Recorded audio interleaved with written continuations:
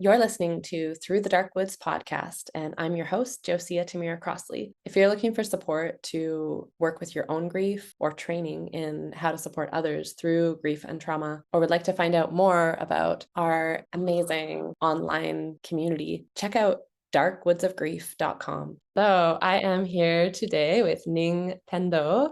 Ning is a published poet, grief guide, spiritual healer, and dream yogi, specializing in the intersection of the healing power of dreams, rituals, and spiritual constellations as potent tools for helping the bereaved evolve and continue their relationship with their dead loved one, learn how to grieve in a new way, and launch into a new and more expansive phase of their life that is full of purpose, creativity, and their unique contribution to the world. So I'm super excited to have you here today. Welcome, Ning. Thank you. I'm so happy to be here, Josiah. Yeah. So we first connected, I guess, because we were like kind of tracking each other on Instagram and just really appreciating each other's work. And yeah, I'm really excited to talk to you about your work today. And well, yeah, one of the things that you said to me in our conversations before we met was that, you know, a part of what drew you into this work was being from Cameroon in Central Africa and coming to the West and then like seeing the huge lack of holding for grief that is available here as compared to where you came from.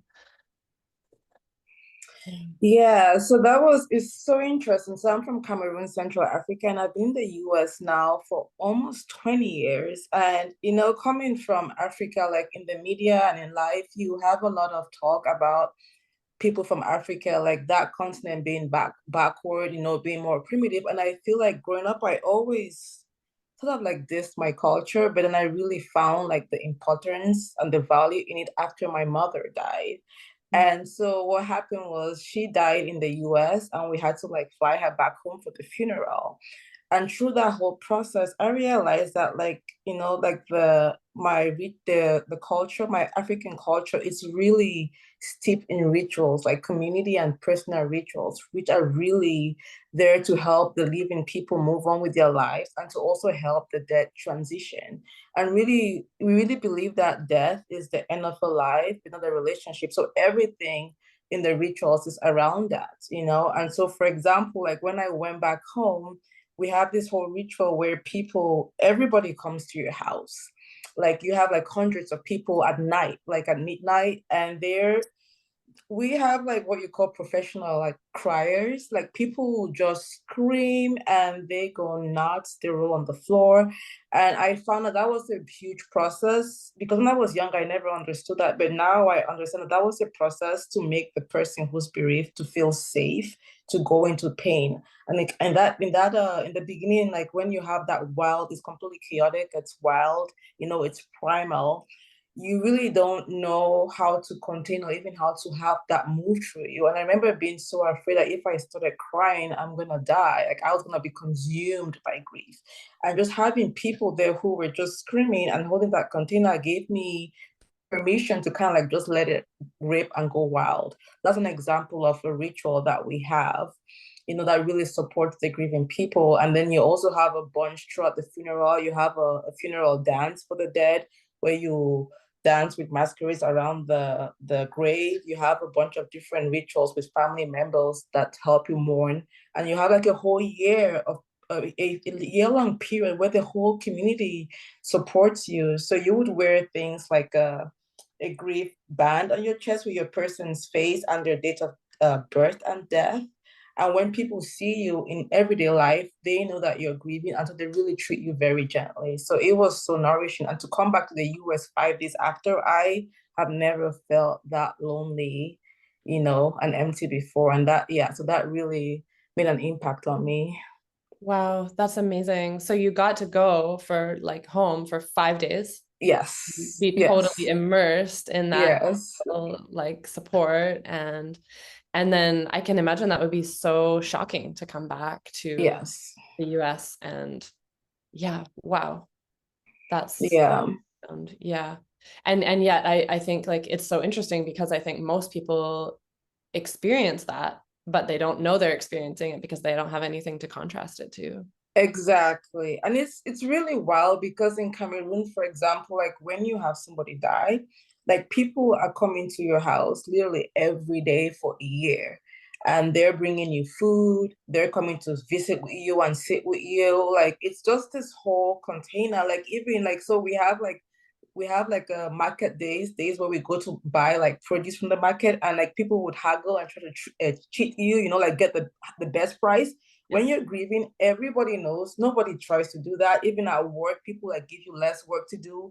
Mhm. Literally anybody, strangers in the community, like they just like give you a hug randomly, so it's very held, and Wow. it's so different. And I feel like like death, grief, it's part of life. It's always going to happen. But what I found here that separates that experience in the US, in the West, is that when you don't have community, it feels like the depth of grief is just that much more.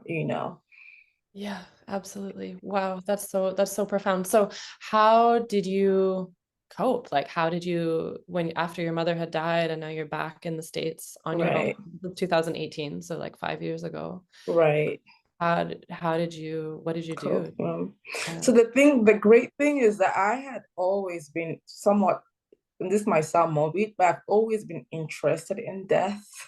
And so I used to volunteer in a hospice even before she died.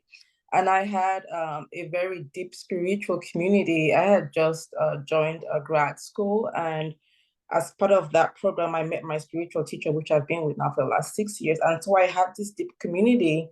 And I'd always had a connection with dream work. So I've been doing dream work for about 10 years now. So even before my mother died, I'd always been like studying and working and exploring consciousness through dreams.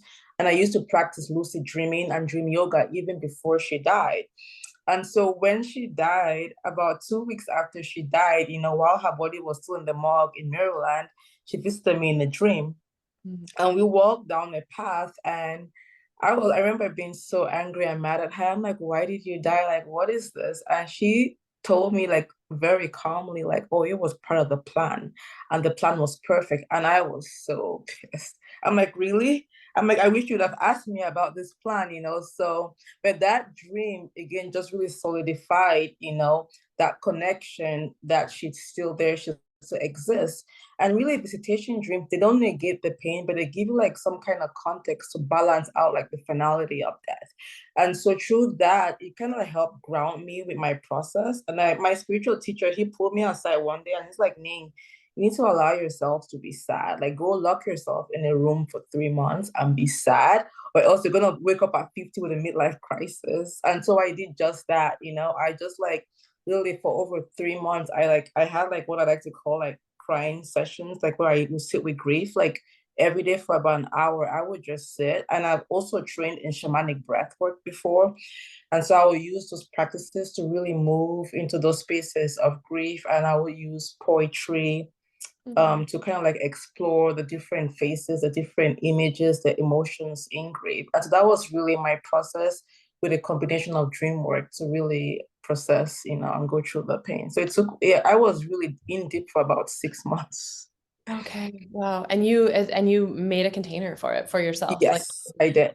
I love that because that's something I talk about a lot is that grief needs a container, right? Yes, And so yes, you actually set aside an hour-ish a day where you just yes. made space just like, okay, then I'm gonna cry, I'm gonna be in it. Yeah, Yeah. Wow. yeah, yeah. And that was a super powerful because to your point, like that container, that's the thing, like that most people like the grief, it just feels so overwhelming. You need like a safe container. You need to give like a bottom, like Francis, what I would say, like you need to give grief a bottom because so that you don't feel like you don't feel like you're gonna get consumed by it. And through that process, I think for me, like I it's interesting. That's why I'm so like grief, like when you're able to really approach grief with openness, with curiosity, like it exposes you to parts of yourself that you never knew existed. For example, the poet was birthed within me. That was the only way that I could process grief. I was never a poet before, but then these words would just pour out of me, like, and I remember the first real poem was this.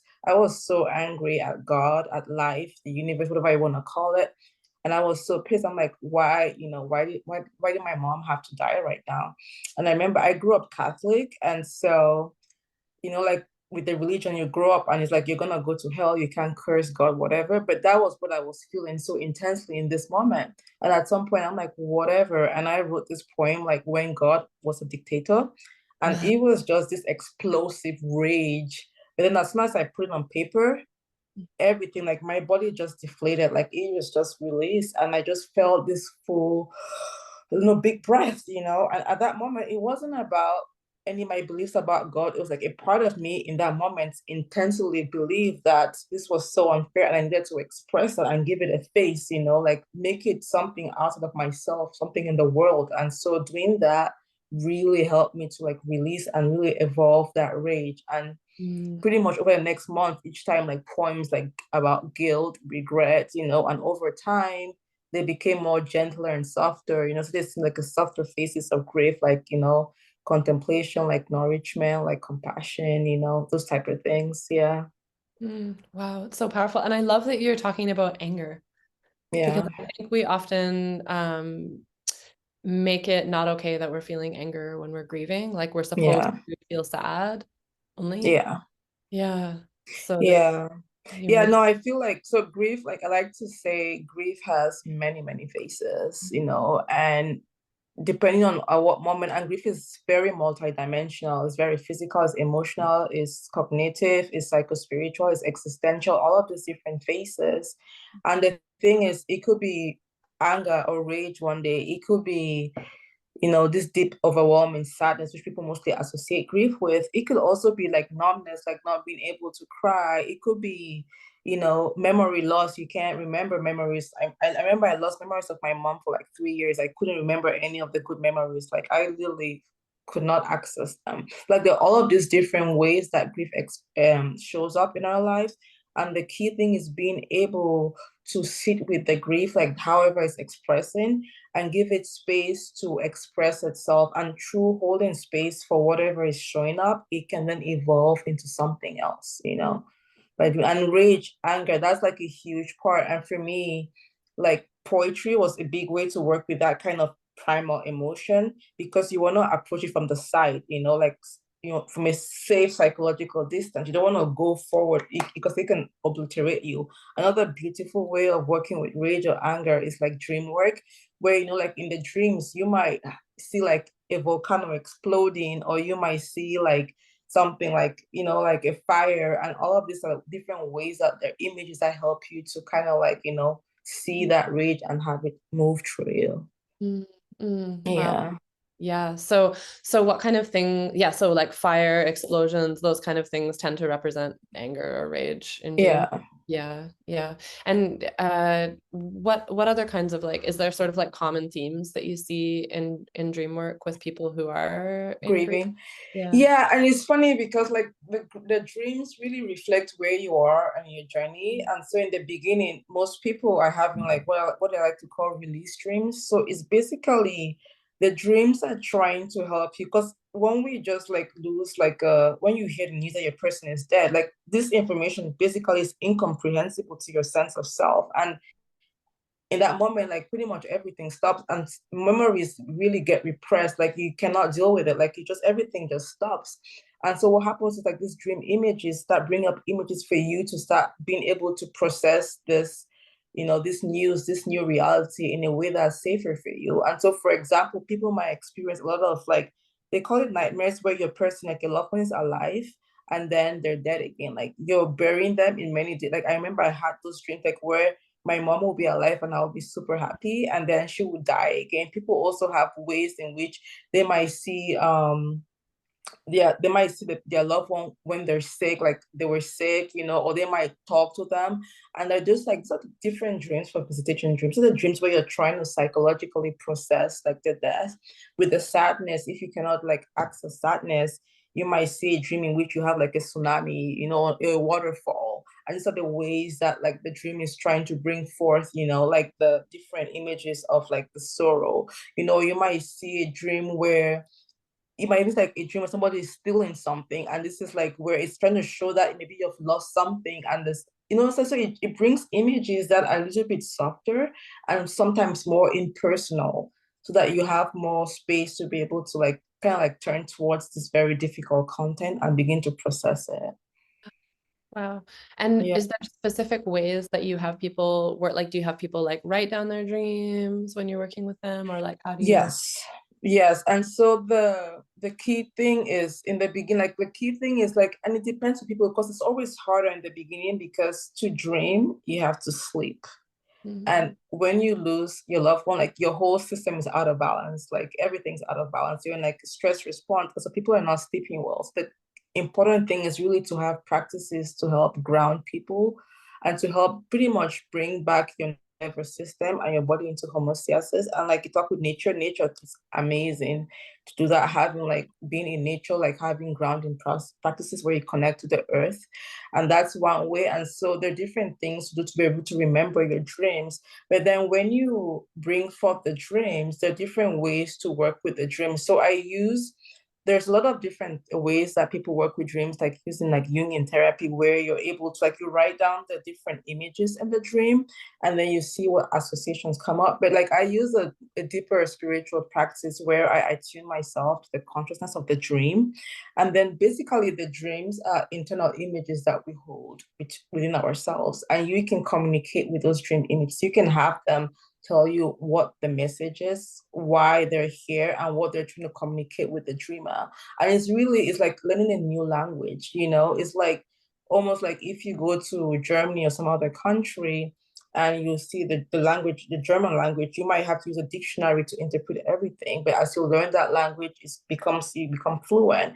And so I help people like begin to learn that inner communication with their inner intelligence that we all have that's trying to communicate healing to people. And so once, for example, you might get a healing image, an image within a dream that's healing, and afterwards you can then ground that in life through ritual. You know, like you do a ritual, for example, to basically take the gift from the dream and also to really ground it in your life and that healing that comes through the dream message. Okay. So if there's an image that comes forward in the dream, like say, I don't know, like Let me give you an example. So yeah. make it all right. So for example, let's say like I had a dream with my mother where I was going through like really rough time and I just needed her support, her guidance. And she came uh to me in the dream and she sprayed her perfume. She had this perfume she loves, J'adore. Mhm. And and so you see how the dream speaks to you in different images. So it's her coming to be with me, but then all of the dreams they're so beautiful in the way like they communicate. Like j'adore means I adore you, I love you. And so this is a message like my mom is, and then the perfume was her signature smell. And it's also when you work with that is this idea that she's her essence, she's always with me and she's around me. And so how would I ground that? Like, so when I have that dream, so what I could do basically when I wake up is I will sit with that image of her and her essence and her guidance and her support with me. And you're really absorbing it and feeling it, bringing it fully in. And the ritual I might do, for example, is I might go if I don't have that perfume, I might use another perfume or something that reminds me of her and like wear it. Maybe I have jewelry or something to remember that she's always with me and that grounds that and that acknowledges that I've I've heard the message and I'm taking it seriously and I'm incorporating that into my life. Yeah. Beautiful. Yeah. So some Yeah. kind of like something to represent that, but like physically you're Yes, in there. yes, to Yeah. embody it, to embody the message. Yeah. Uh-huh. Beautiful. No, I love that. Right. Yeah. Yeah. So, and you also support people to communicate, to learn how to communicate with their Yes. dead Yes. ones. And is that also through dreams, or is that a little bit? Yes, because I think that's a more accessible way for people because like mostly it's like there are many different ways when you're awake to communicate with that loved one. And I think you do that a lot. You kind of spoke about that, like you tune in, but this is sometimes it's like you need years of development, like just need to be attuned. But dreaming is something, and also for me, why I love dreams so much is because like this is gonna get very interesting now. So most people think that we only have a physical body, right? But in reality, we have multiple bodies. We have the physical body, we have emotional body, we have mental and higher spiritual bodies. And we're basically only since we're so focused on the physical realm, we only access life through the physical senses, right? But when we go to sleep, and some people, like people who are clairvoyant psychics, they can access the other senses while they're awake, but that requires like more intense training to do that, right? But when you go to sleep, your awareness consciousness leaves your body and goes into your other, it transfers into your other bodies, right? It could be what people like to call the astral realm, the noetic, or whatever realms are. And that's where you meet your loved ones in the dream state. And the beautiful thing about that is your loved ones no longer have a physical body. But at different levels, depending on what stage they are, they have the other emotional, mental, the higher bodies.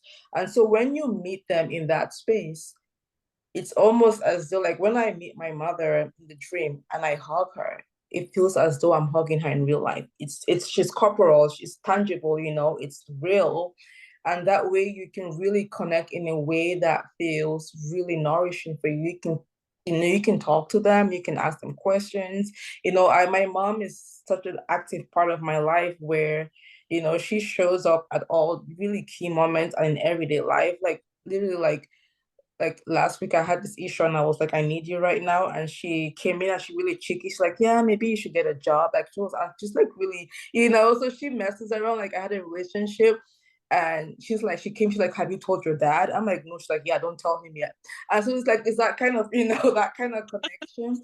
And Well, so for me, I want to help grieving people because that's like the biggest thing is this finality of death that makes people feel so stuck in their grief. When you know that life goes on, you can continue that relationship. It gives you now more space to now turn and actually do the work that you need to do of grieving and moving through all the different aspects, of reshaping your life and your identity and who you are. And so it's really two ways to help to keep that connection alive, but at the same way to also grieve in a way, because with the dream work, you can do double duty. You're grieving while awake, while sleeping. And then as you're reconstructing your life, because when you work with the dreams, you're working directly with your inner intelligence, the part of you that knows your purpose, your life path, all of that stuff. And so you're communicating directly. Nobody can tell you that more than you can learn from yourself. So for me, it's about empowering people to be able to support themselves because somebody died now, it's going to happen again, unfortunately. And so how do you empower yourself? This is life.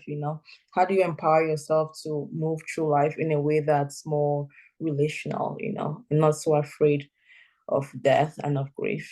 Yeah. yeah, beautiful. That's so powerful. I'm super curious about something you said. I just want to ask you more about. So you said depending on what stage the deceased or dead person is at, they have this different bodies. Can you Yeah. say a bit more about? All I find right. So that's going to really deep stuff right now. And again, these are just from my experience and my investigations. And I don't know if it's objective. I probably it's not. And so people can take what they want from this, but this is my understanding. And so my understanding is that we have and there's higher levels, but I'm gonna start on one level. There's even higher levels, but I'll start from the soul level, the spirit soul level.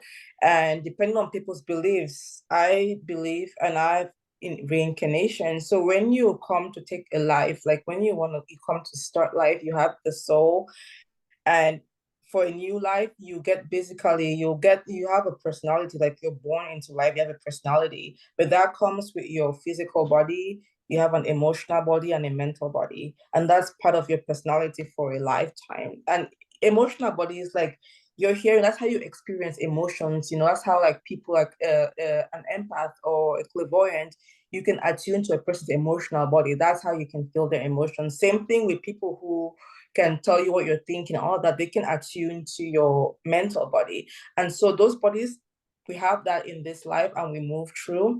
And those bodies also exist in different realms, in the emotional realm, mental realm, and all of those realms. And so when you're alive, you have those three bodies. When you die, physically, you drop first your physical body, right? And then you still have the emotional, mental, and then there's the soul level. And people exist at that emotional level for some time. I don't know how long that is.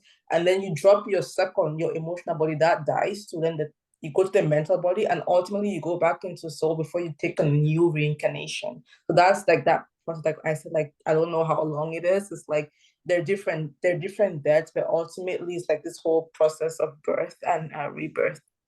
Amazing. That's so Yeah. interesting. I mean, it definitely resonates with other things that I've kind of learned and felt Right. to myself. Like, there's this, I don't know, I'm curious if there's practices in Cameroon around, well, you said there is like the year-long grieving process. Yes. In the Cherokee practice, basically, if you lose like a really close loved one, they have this they say that like that bond, and I'm curious if it would be like the emotional body bond, can actually keep like it can have a pull on the person who's alive still, so they want to go to the other side, and the person who has died is also being held kind of by that pull. Yeah. And so they say like get in cold water every day for a year to help to break that bond actually, because they're trying to go where they need to go Right. and you To need to stay kind of thing. So Right.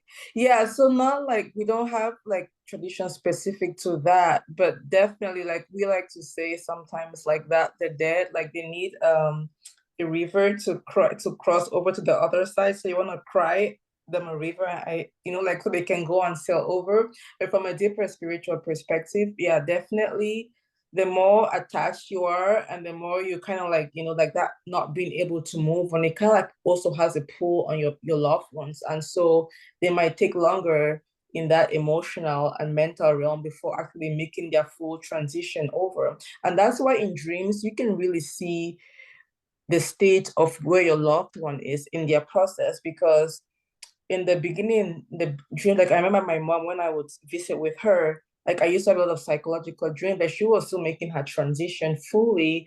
And when she died, she was really sick and she did not look anything like what she did in real life. And so as they're making their transition, they begin to like as they appear in the dreams, the way they appear begins to change. They start looking younger, and just more healthy and radiant. And so you can kind of like tell like when they're fully made their transition. And that's why also when I work with people with dreams, like visitation dreams, like it's very easy to have a visitation dream in the first month to 2 to 3 months after your loved one dies, because they're still very close to the earth field. But then there's a blackout period where they're making their transition. Like, so I don't work with people until like a year after. Like, I don't want to disturb the love with people. Like, I don't like they're doing their transition. So it's like until like a year plus after, then we can start having like when they've made their transition, it's easier then to connect with them, because so it's that process of also because they're going through whatever their process is, as we are also going through their process. And so you want to make it really, how do you hold space for both, you know? yeah, absolutely. Yeah, yeah, for sure. Wow. And I'm curious about like, okay, so I feel like there's this relationship between like how much we can feel our own bodies, like our physical, emotional, spirit, soul body, like our mental body, like how much we can actually feel our own bodies and how much we can tune into what's happening in other people's, whether they're dead or alive, their Yeah. bodies, right? Yes. Yes. So like yeah, I guess I just want to talk about like what do you say to people who like can't, who like aren't, who just like don't necessarily believe that all this and like can't necessarily feel it? Like, is there a way for people who are in that kind of place where they're just like, I don't even know about all this, like that and kind that's and that's why for me it's like dream work. I really talk about dreams, and again, if you're an atheist, if you don't believe in an afterlife, that's why I like these visitation dreams, because when you have one, nobody has to tell you if it's true or if it's not. And there's so much research out there. There's so many like atheists, like psychologists, psychiatrists, like scientists who have had this dream, and they're like, holy cow. And that is the power I feel. And everybody dreams. In when you're awake in everyday life, you really have to have a dedicated practice, like a meditation practice, whatever it is, visualization, sitting in nature, whatever that is, because you're really to be able to like make that connection, you have to really be able to expand your awareness, your consciousness, and it like quiet your mind. And it takes practice, it takes dedication. And some people are born naturally being able to do that. Other people, you have to spend time developing that. Other people just feel closed off and numb, and it's really hard to connect. So for me, dream work is really the easiest way pathway in, and everybody dreams, and and it's like a skill like any other skill. You can learn how to remember your dreams, how to connect, and there's a few practices that you can do that really will help make it easier for you to remember and to do that. And once you, and the beauty why I like dream work, because it feeds into your waking consciousness. Whatever happens in the dream space, as you begin to connect, and that's when I talk about like dream yoga, because dream yoga, as you begin to work, you use dreams for spiritual practice. You begin to explore the nature of reality and the illusory nature of things, and when you start working more with dreams, it translates back into your waking life. And then you become more sensitive, more open, more connected to life, to nature, and to the vibrancy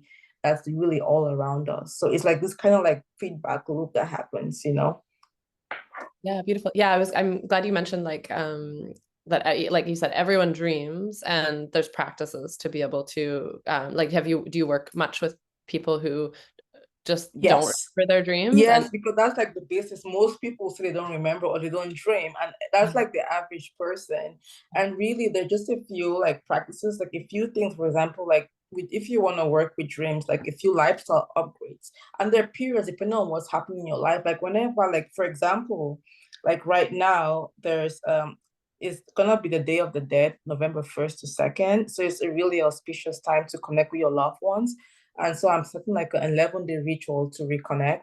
And so during specific periods, you can get stricter. Like, for example, things like alcohol completely cut you off from dreaming. Like, you're not going to remember any dreams. If you're drinking like coffee at night, all of those things, you're not going to remember. Certain things you can do to make it easier for you to remember your dreams. So like different lifestyle upgrades that you can do. Doing exercises during the day, really helpful to open up your, not just your physical body, but then the energetic bodies too. Like whether it's yoga, it's breath work, being in nature really helps to open up your body to really, because the thing is that we dream, we all have access to this part of ourselves, but we cannot bring the memories down into the physical body.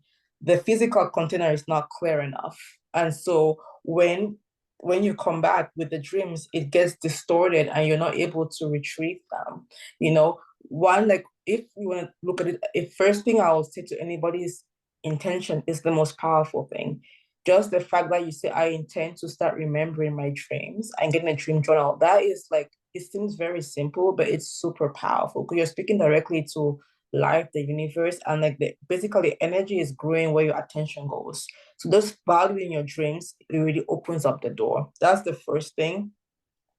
And another thing is being able to have like a practice before bedtime, like it could be a 10-15 minute practice just to journal, to release the day, just to kind of get clear. And you might do like a little bit of a breath work just to really like just settle yourself and settle yourself before you go to bed, and then have that intention to remember your dreams. And the key thing is when you wake up in the morning, you do not want to move until you remember your dreams. Like because almost as though like your body's in a very specific energy configuration, and it's easier to retrieve the dreams in that space.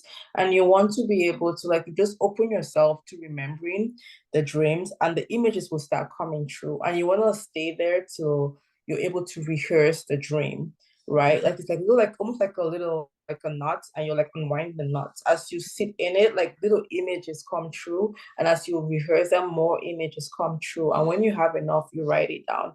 And in the beginning, the first day, maybe you don't remember, but you might remember the feeling. Like I wake up, like I'm feeling sad or angry, but and it's probably from the dream. You don't know what it is, so you might just start writing down the feelings, what you're feeling. And really, as you do it more, the practice, literally within 3 days, somebody who has never remembered their dreams will start remembering their dreams. Another powerful thing is you have to understand the sleep cycle. When we go to bed, like in the beginning of the night, you have very little REM sleep.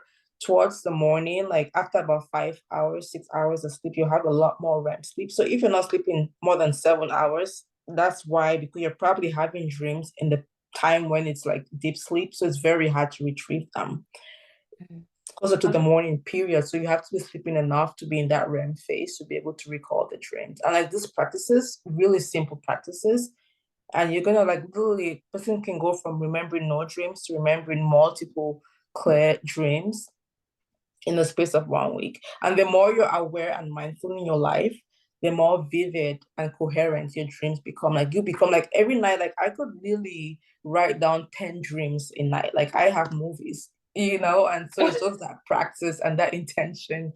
And so it's very easy. If you just practice, it's pretty easy to remember. Wow, you're inspiring me. I kind of go in and out of like writing down my dreams and being really with them. And I'm like, right now I'm in a phase of not as much. So you're definitely like inspiring me And to. it's powerful. Forget even grief, even in your life, just asking like if you're struggling with something right now, whatever it is you're struggling with right now, just tell me, are you struggling with anything right now? We're gonna incubate a dream for you tonight. Is there anything that's bothering you right now? Okay, yeah. Well, definitely I'm working, I would say the biggest thing for me right now is I'm working with burnout. Like I've been creating so much this past year and like it's all amazing, but now I'm like burnt out and I have to find a way to like shift my business and my life and just like how and what I'm doing to like bring more nourishment into myself. So that's my struggle. But it's a struggle because it's an addiction too. You know, they call it like Yeah. workaholism is like the respectable addiction, but Yeah. I'm definitely working with it. So So yeah. that is powerful and beautiful. I'll tell you how to work with that. And it's funny because I actually had this exact issue like last week where I felt so burnt out. Like I can't like this whole posting, doing work is just it's taking too much. I need to nourish myself. And so I incubated a dream and I asked my dream, and that's what you're gonna do. You're gonna write a question down for your dream. And there are different kinds of questions that you can write. It could be a diagnostic question. For example, you can ask the dream like, "What is causing me burnout?" It could be a prognostic question, which you like, if I do this activity, what's gonna be the outcome? It could be a prescriptive question, like, what should I do? So in your case, it's gonna be prescriptive. Like you can ask the dream, what is the one thing I need to do right now to nourish myself and to regenerate myself? And so I did that last week. And right away that night, I had a dream. So in my past, like I'm a dancer. I absolutely love dancing, really like salsa, Latin dancing. And I haven't danced in a very like over a year. And in the dream, I woke up and some guy asked me to dance and it was Latin and we're outside and I was twirling. I had like this beautiful red dress and I was like laughing and I had like this salsa sound and I woke up, my heart was so open. And right away that morning, I like put a song and I started dancing. I'm like, I need to find a dance studio. And so like that's how powerful dreams are, and they will support you in your everyday life for the small things and the big things, Mm. so you can like for example ask your dream tonight and you can get an answer tomorrow, like what is the one thing I need to nourish myself, and you can do that for everyday life, even big things. Like when I was writing my poetry book, my poems will come from dreams. I had a dream editor. Like when I got stuck on a poem, I had somebody who would help me resolve the issue in the poem and edit the poem. Like this is how you should write it. It's gonna be In your better this way. dream. Yes, it's That's powerful. amazing. You meet all of these archetypes, and that's why for me, dream work is it's a gateway. You connect with your loved one, but then you start working with to rebuild your life. Like what is important to you. Like you use the dreams. You're speaking directly with your inner intelligence that knows everything that's right for you. You can connect with spirit guides, with whoever. Sometimes I dreams, I go to like university to school at night. Like I go into a different realm where like people are giving me lessons. I'm like learning like spiritual, like different things. So it's super. And you're sleeping, you're gonna be sleeping anyway. Might as well use that, to do some great Yeah. stuff. You can go fly, you can like do all it's powerful. I absolutely love dream work. Mm. It's amazing. Wow. Amazing. Wow. Yeah, that's interesting because I like that you mentioned the spirit guides because I was going to ask you like do you feel like those answers are coming through from your own soul or is there like, that but also like different guides or helpers coming in as well? Yes.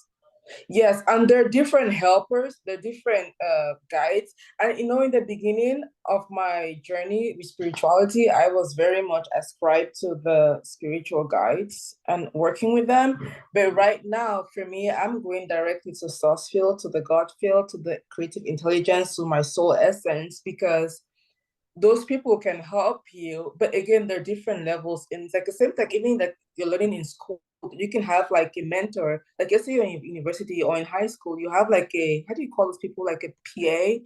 No, like the people who help the professor in school. Oh, like the assistant, like the EA. Yes, yeah. So you can Yeah. have to the different levels of support. So I'm like a spirit guide might be an assistant. Like, so I'm going to the professor, like to whoever, like hire directly. And Direct. they definitely help. You can receive support from them, different levels. But like right now, I like to connect directly with the source field, like what is the highest path for me in this lifetime. So that's what I'm trying to connect with.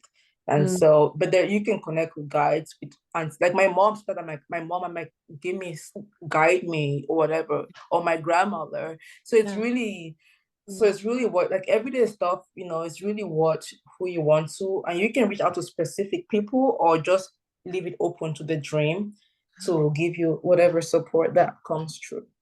I love that. I love that. You're kind of like at this point where you're like, I'd like to speak to the manager, please. Yes, I'm like, yeah, I'm like, let's bypass all the other stuff. That's awesome. Yeah. I'm like, no, let's go to the big boss, okay? Yeah, take me direct. The one that can cut all the red tape for me. Yes, exactly. Yeah, that's awesome. And have you ever had or worked with people who've had like energies come in through dreams that are not benevolent? Yeah, so that's like a really scary dark part because also another part of being from Africa. And that's why I think in my whole life, like growing up, I was very like open, intuitive, like connected. But then we have so much like of this negative energy and entities that I completely shut myself down to all of that. And so it is possible to have those like energies, but like right now, like I work with white light, with grace, with spirit. And so this is always my intention when I'm going into dream work. And I'm like, I'm going to the higher realm. I'm not going to lower realms. And also when you connect with those spirits, like like I work, this is getting to like more spiritual. I work with like the archangel, the Michael. It's like their support. Like I ask that energy to support me. But another big thing is you go into your heart space. Like there's the power. Most people don't realize the power of the heart space and the heart field, and you connect with that place of love and compassion, and you ground yourself and you look at whatever that is. They cannot stand that kind of love. So there's nothing, like it completely clears that away. And so Mm, it's really teaching people how to ground in that power of compassion of the heart, of love. And also really, and that's why when I work, even going to dream, I invoke the spirits, the guys that I work with, like whether it's my ancestors, whether it's like my is the Christ consciousness, whatever entities. I invoke support from mm, transpersonal beings to support me. And like I'm only looking for those dreams, those connections that are of the highest, purest vibration. And I'm working for my highest good and the good of all of humanity. So that's yeah. why you want to like attune yourself to that energy. But when the other stuff does come, because it might come sometime, you want to use the power of the heart to kind of ground through, and like they cannot stand that. Beautiful. Yeah, so it sounds like it's like really strong intention around Yes. what you're dreaming with, And a right? container, you're creating that sacred container, a sacred space for your dreaming. So Yeah. yeah. Yeah, because I've had that before where I've had like what felt like energies coming in. And I'm still not sure if it's like, is that like my trauma body, like, coming, like, is it me coming, like, and trying to like So release something? you Or just is, ask the right. question, and mostly Yeah. like just invest, go to yourself and be like, even in the another key thing, even with the spiritual work that we do, whether it's in dreams or when you're awake and like you're connecting intuitively and people come to you, in that realm, anybody can take anybody's face or energy. So you need to like Yeah. use the power of your heart. This is where you come with perception. And you ask the question like, who are you? Reveal yourself. Are you of the highest light? And those things, when you ask to investigate, you ask those questions, you get answers and they cannot hide. And Yes. so in your case, you might ask like, what is inside this? Is this me or is it some energy? Uh-huh. And so you investigate, just ask the question, and the answer comes back right away to you. And Yeah. then you can know how to proceed. It felt in those dreams, it always felt clear, like, no, this is something I need to protect myself from. And Yes. I always somehow managed to, like, I learned this divine light invocation when I was very young. Like, I'm surrounded by divine light, I'm protected by divine light, I'm Beautiful. divine light. And I just would start saying that in my dream, and it would like like push it out. So I think we can really, like you said, if we're willing to set the intention, if we're willing to like hold that heart space for ourselves and ground ourselves, then we can protect ourselves from Oh anything like yes. that. Oh yes. And like just that intention, like I love that you call about that divine light, because when you ground that in you so much, the intention, it just comes out spontaneously in the dream, and it's there to protect you and to guide Exactly. you through whatever. Yeah, exactly.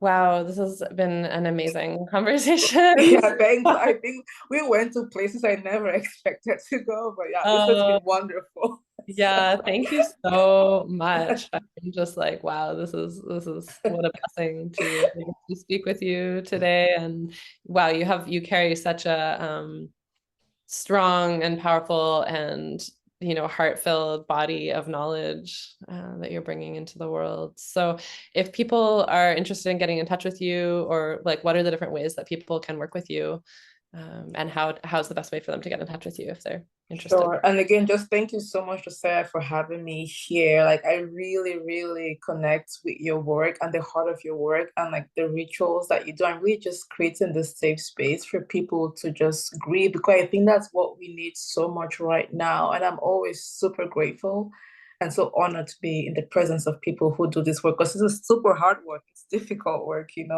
So I Yeah. appreciate that so much. Yeah. And I'm really happy to be here with you today. And yeah, so in terms of reaching me, my website is ningtendo.com. And that's one way. And right now, I'm really, really active on Instagram. And my account is Ning_Tendo. And so I have a lot of resources that I share on there. So yeah, people can reach me that way. Okay, awesome. And yeah, we'll put those links in the show notes as well. And so people can work with you one-on-one. Yes. Can you just talk a little bit more about like specifically what you offer? Sure. Um, So right now I'm offering a 12-week grief mentorship container. And really the main objective is helping people to really continue and evolve their relationship with their loved ones and really launch into a new phase of life that's just really more expansive.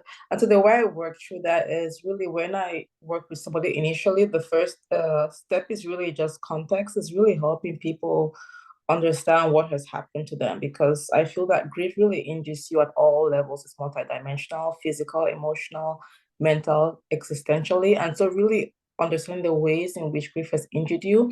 At the same time, I right off the bat, I want to help people have a visitation dream, just to kind of like give them spiritual context of what is happening. And that really helps you and offers you nourishment for that whole deep process.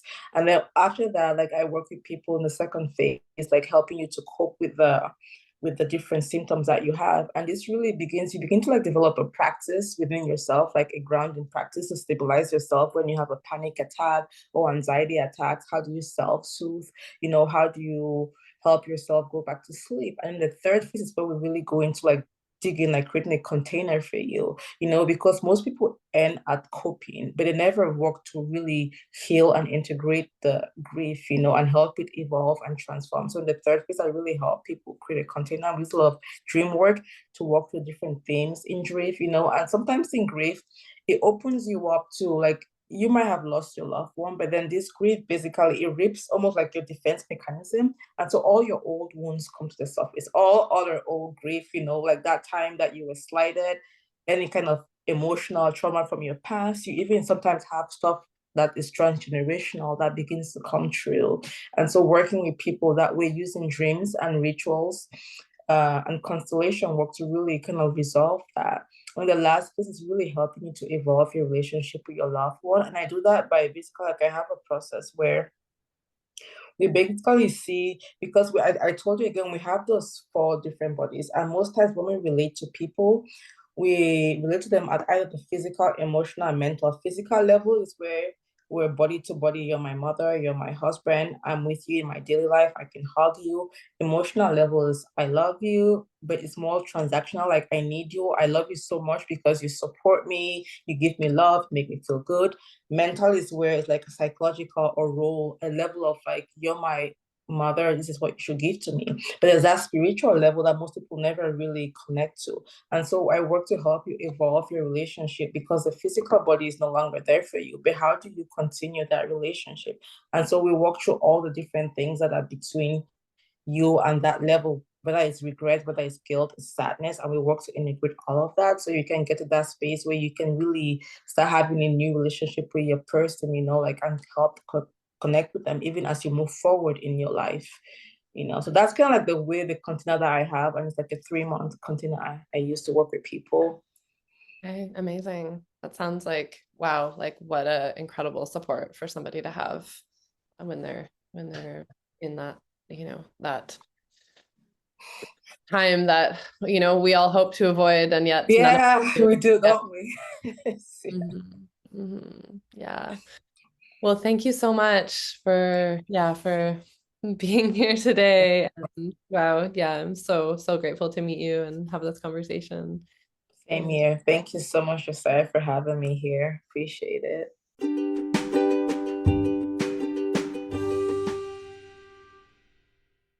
This has been Through the Dark Woods podcast. I'm your host, Josiah Tamira Crossley, and thanks for listening today. If you are looking for support to process your own grief or would like to learn more about trainings to support others, check out darkwoodsofgrief.com.